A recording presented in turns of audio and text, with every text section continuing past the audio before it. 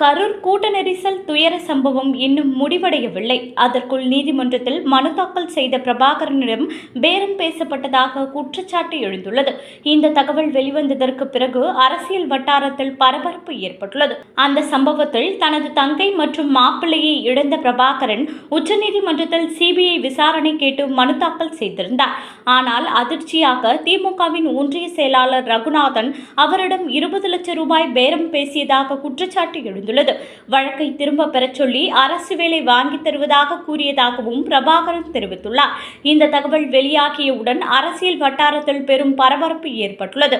மேலும் இதே விவகாரம் குறித்தும் உச்சநீதிமன்றத்தில் திமுக தரப்பு வாதாடிய போது பெரும் தோல்வி அடைந்ததாகவும் தகவல்கள் தெரிவிக்கின்றன. கரூர் கூட்ட நெரிசல் வழக்கு மீண்டும் அரசியல் சர்ச்சையை ஏற்படுத்தியுள்ளது. வணக்கம், நான் தான் பிரபாகரன் பேசுறேன். போன 27ஆம் தேதி விஜய் பிரச்சார கூட்டத்துக்கு நான், என் பாப்பா, என் மாப்பிள்ளை 3 பேரும் போனோம். போனதில் 2 பேர் இறந்துட்டாங்க. எப்படி இறந்தாங்க, எதனால் இறந்தாங்க எப்படின்னு எனக்கு தெரியல. அதனால் பார்த்தீங்கன்னா நான் சிபிஐ விசாரணை வேணும்னு சொல்லிட்டு நானாகவே பார்த்தீங்கன்னா தான் கேஸ் கொடுத்தேன். இப்போ நேற்று காலையில் பார்த்தீங்கன்னா டிஎம்கேலேருந்து ரகுநாதன் சொல்லிட்டு ஒன்றிய செயலாளர் அவர் இந்த மாதிரி 20 லட்ச ரூபா பணம் தரோம், வேலை வாங்கி தரோம், அதை பண்ணுறோம் இதை பண்ணுறோம் அப்படின்னு சொல்லிட்டு எல்லாத்தையும் கேஸ் வாபஸ் வாங்க அப்படின்னு சொல்லிட்டாப்புல. நான் சரின்னு சரி நான் கேட்டுட்டு நான் சொல்கிறேன் அப்படின்னு சொல்லிட்டு அனுப்பிச்சி விட்டேன். இப்போ பார்த்துட்டிங்கன்னா காலையில் நியூஸில் இந்த மாதிரி போகுது.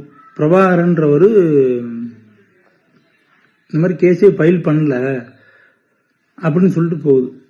நான் தான் கேஸ் ஃபைல் பண்ணேன். இந்த மாதிரி என் பேர் தான் போடுறாங்க. பிரபாகர் எல்லா கேஸ் கொடுத்ததே தெரியாத மாதிரி போடுறாங்க. அதனால இவங்க இந்த மாதிரிலாம் பண்றவங்க வேற என்ன வேணாலும் பண்ணலாம். நானும் எங்க அம்மாவும் மட்டும்தான் இருக்கு. இப்போ என் குடும்பத்தில் எனக்கும் எங்கள் அம்மாவுக்கும் உயிருக்கு உத்தரவாதம் வேணும். இவங்க இதெல்லாம் பண்ணுறவங்க என்ன வேணால் பண்ணுவாங்க. எனக்கு எங்கள் அம்மாவுக்கும் உயிருக்கு உத்தரவாதம் வேணும். அதுக்கு பார்த்தீங்கன்னா சுப்ரீம் கோர்ட்டு தான் உத்தரவு. அது எனக்கு சொல்ல தெரியல, நீங்கள் தான் பார்த்து பண்ணிக்கணும். நன்றி, வணக்கம்.